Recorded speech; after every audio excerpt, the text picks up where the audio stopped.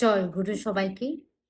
আমরা মায়েরা, বাবা মায়েরা, আমরা সবাই চাই যে আমার সন্তান যেন একটা ভালো মানুষ হয়, সে যেন অনেক বড় হয়, অনেক উচ্চ মাপের একটা সন্তান হয়ে গড়ে ওঠে। কিন্তু আমরা করার বেলায় আদৌ কি সেইভাবে করছি? আমরা ছেলে মেয়েকে মানুষ করার জন্য বড় থেকে বড় স্কুলে কলেজে পাঠাচ্ছি, অনেক টাকা পয়সা খরচা করে টিউটর রেখেছি যেন আমার সন্তানটা অনেক বড় হয়। কিন্তু তাকে প্রকৃত মানুষ কিভাবে করব সেটা কি আমরা কখনো ভাবি? আদৌ কি ছেলে বড় স্কুলে কলেজে কিংবা খুব ভালো মাস্টারের কাছে পড়াশোনা করলে সে ভালো মানুষ হতে পারবে? আমরা সেটা নিয়ে কখনো কিন্তু ভাবি না।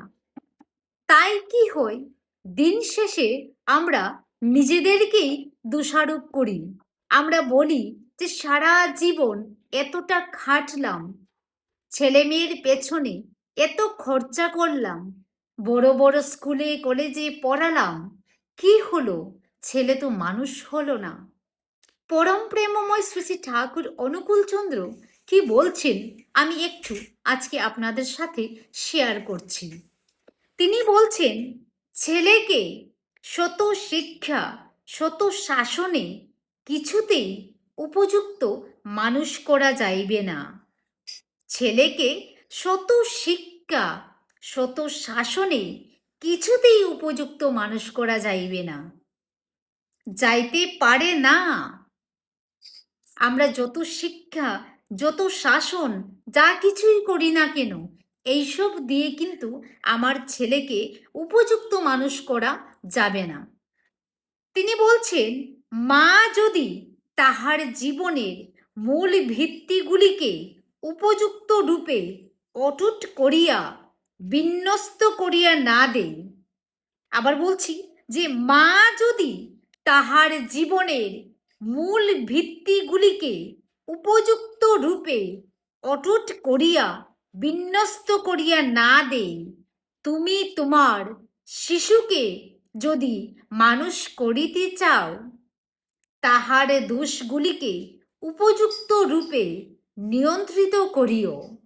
5 হইতে 10 বৎসরের মধ্যে যাহা করিয়া দিবে তোমার শিশুকে, তাহাই তাহার সমস্ত জীবনকে নিয়ন্ত্রিত করিবে, নিশ্চয়ই জানিও।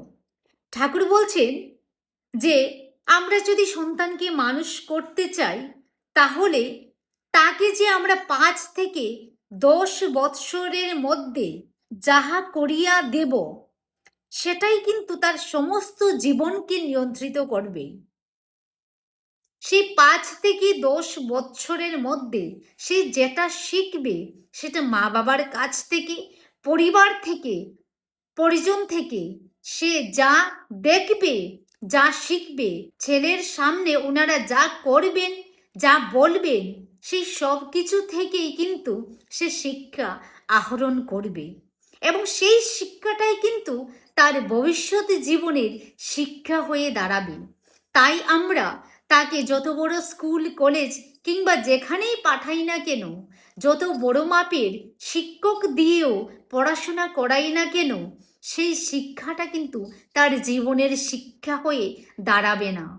তার প্রকৃত শিক্ষা সেটাই হবে যেটা সে সেই 10 বৎসরের মধ্যে, যেটা তার মা বাবার কাছ থেকে, পরিবার পরিজন থেকে আহরণ করেছে।